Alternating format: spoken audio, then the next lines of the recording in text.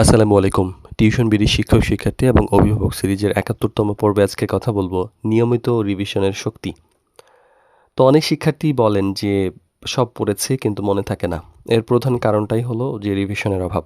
Revision ছাড়া নিয়মিত এইভাবে পড়লে যে বালুর ভাত যেমন থাকে যে অল্প পানি দিলে ভেঙে যায়, অবস্থাটা এমনই হয়ে যায়। কিছুক্ষণ পর এটা ফাঁকা হয়ে যায়।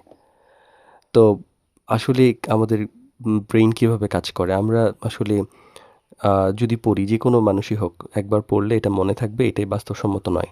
কি হয়? যে আমরা ভুলে যাই। কিন্তু আমরা বারবার যদি এটা পড়ি, বারবার ফিরে দেখি তাহলে কিন্তু এইটা আবার আমাদের মাথার মধ্যে আবার নতুন করে কাজ করে এবং এটা স্থায়ী হয়ে যায়। তো একই বিষয় যখন বারবার পড়া হয় তখন মস্তিষ্ক সেটাকে গুরুত্বপূর্ণ মনে করে এবং দীর্ঘমেয়াদে মনে রাখে।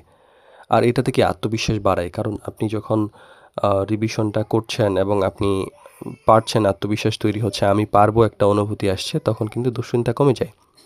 তো কিভাবে রিভিশনটা করবেন? ১ম রিভিশনটা ২৪ ঘন্টার মধ্যে করা ভালো। ধরেন সকালে পড়েছেন, রাতের মধ্যে একবার রিভিশন করা দরকার।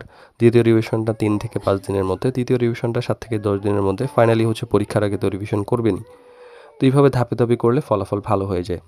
আর রিভিশন করার ক্ষেত্রে তো পুরা বই বা পুরা নোট, পুরা আনসার তো আর ওইভাবে পড়ার সুযোগ থাকে না। রিভিশনটা মানে বার্ডস আই ভিউ, যে সবকিছু না পড়ে নিজের নোট, গুরুত্বপূর্ণ পয়েন্টগুলো পড়ে যেন হচ্ছে মাথায় চলে আসে।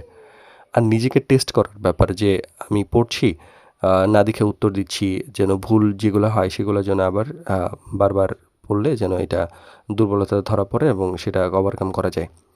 তো রিভিশন মানে বারবার আবার পড়া নয়, বরং এইটাকে শেখাকে একটা স্থায়ী করার প্রক্রিয়া। যখন আপনি নিয়মিত রিভিশন করবেন এবং সঠিক সময়ে করবেন, নিজের দুর্বলতা ধরবেন এবং নিয়মিত চর্চা করবেন, তাহলে দেখবেন যে পরীক্ষা অবশ্যই, অবশ্যই ভালো হবে এবং আপনার মেমোরি অনেক উন্নতি হবে।